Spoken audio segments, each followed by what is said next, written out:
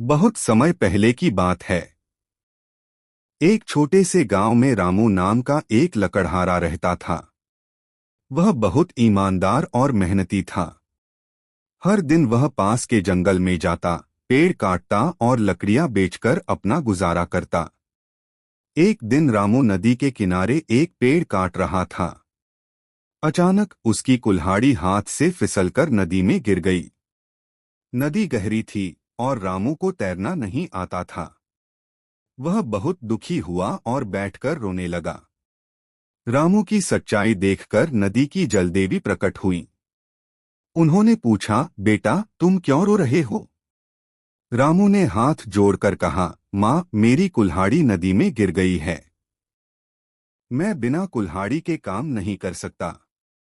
जलदेवी मुस्कुराईं और नदी में गईं। जब वे लौटीं तो उनके हाथ में एक सोने की कुल्हाड़ी थी। उन्होंने पूछा, क्या यह तुम्हारी कुल्हाड़ी है? रामू ने कुल्हाड़ी देखी और ईमानदारी से कहा, नहीं माँ, यह मेरी कुल्हाड़ी नहीं है। जलदेवी फिर से नदी में गईं और इस बार चांदी की कुल्हाड़ी लेकर आईं।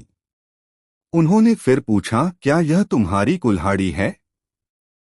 रामू ने फिर सिर हिलाकर कहा, नहीं माँ, मेरी कुल्हाड़ी लोहे की थी। जलदेवी रामू की ईमानदारी से खुश हुईं। वे नदी में गईं और इस बार लोहे की कुल्हाड़ी लेकर आईं।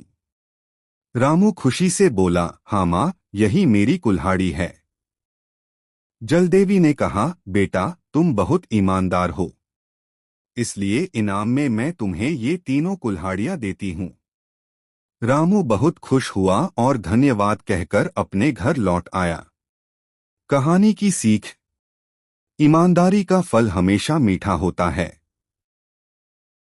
आप हमारे चैनल पर नए हैं तो चैनल को सब्सक्राइब करें, वीडियो लाइक करें, शेयर करें और बेल आइकन दबाएं।